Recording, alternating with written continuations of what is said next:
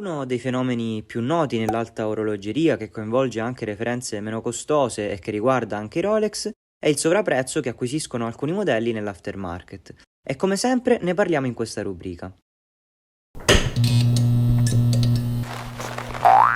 Questo fenomeno riguarda, oltre le marche blasonate come Patek Philippe, Audemars Piguet, Rolex, anche le referenze meno costose, che aumentano il loro prezzo una volta presentate o una volta uscite di produzione.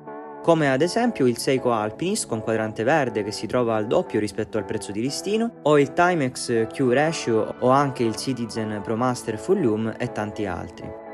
Una buona parte dei modelli Rolex sportivi appena presentati hanno un prezzo nel mercato grigio di circa il doppio, ma a volte anche il triplo rispetto al prezzo di listino.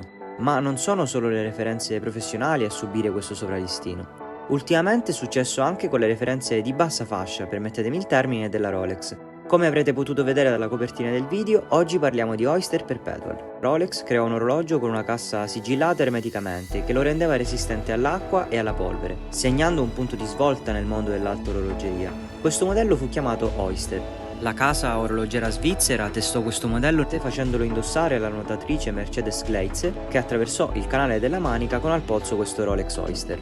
La traversata durò 10 ore e l'orologio rimase in ottime condizioni. Notizia che fece il giro del mondo e la Rolex fece pubblicare sulle prime pagine del Daily Mail un articolo che parlava di questo modello e della nuotatrice e dei loro successi. Così nacque anche il concetto di testimonial.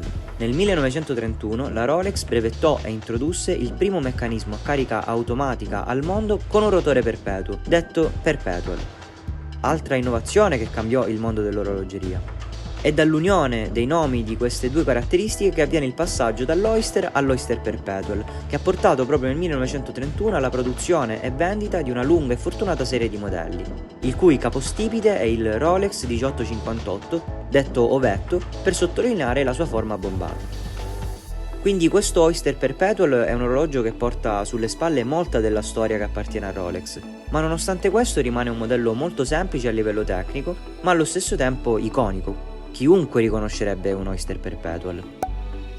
Gli appassionati sono rimasti piacevolmente sorpresi quando a settembre 2020 sono stati presentati 5 nuovi quadranti per i modelli Oyster Perpetual. L'attuale collezione presenta dei colori di quadranti molto colorati che non rientrano nei canoni classici di Rolex.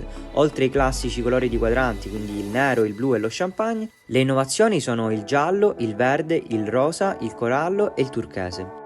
Ma se facciamo un salto agli anni 70 possiamo trovare gli storici quadranti Rolex Stella Dial, 11 colori di quadranti diversi per i day date, dal colore sangue di bue al salmone, pesca, arancio e molti altri. La mossa fatta dalla Rolex nel 2020 è stata sicuramente rischiosa. Era difficile prevedere così tanta richiesta e così tanto hype per alcune di queste referenze. Inaspettatamente il cosiddetto Tiffany è il più ricercato, perché si pensava che ad aver questo ruolo potesse essere quello con quadrante verde.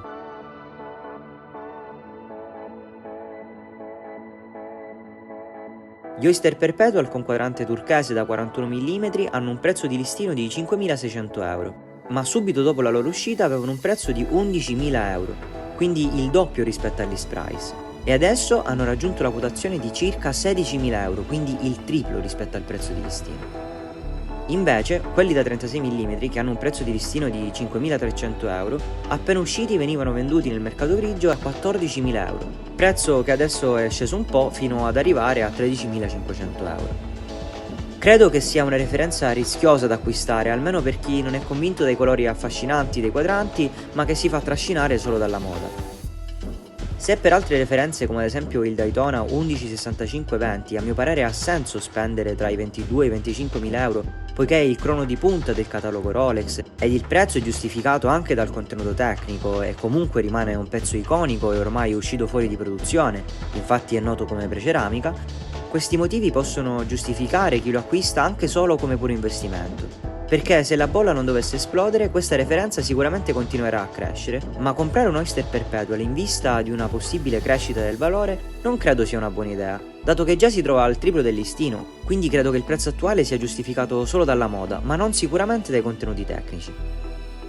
Questi prezzi forse si potrebbero sgonfiare, come è successo ad esempio con lo Starbucks che ha perso 2.000 euro rispetto a quando era appena uscito, o forse questi quadranti fanno davvero la differenza. A mio parere pagare un Oyster Perpetual, che è l'entry level del catalogo Rolex, quanto un GMT 5 cifre non ha senso. Quindi anche se i prezzi continueranno a crescere non ne vale la pena, perché non ha delle caratteristiche importanti oltre ai quadranti colorati.